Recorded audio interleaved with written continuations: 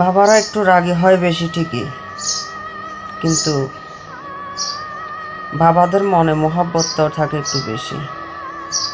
হ্যাঁ, হয়তো এটা ঠিক, বাবারা মহাব্বত দেখাতে পারে না, কিন্তু বাবাদের মনে মহাব্বত আর মায়া একটু বেশি।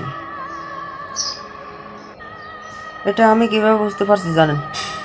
কারণ আমার বাবা আমার সাথে রাগ করে একদিন আমাকে বলেছিল যে তুই আমার ছেলে না, আমি তোর বাবা না, তুই আমাকে কখনো বাবা বলে ডাকিস না।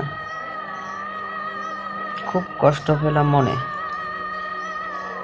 যে বাবা আমাকে লালন পালন করে বড় করলো। বাবা আমাকে ভুল বুঝছিল, সেটা অনেক বড় কাহিনী বলতে গেলে। তো এক বছর বাবা আমার সাথে রাগ করেছিল।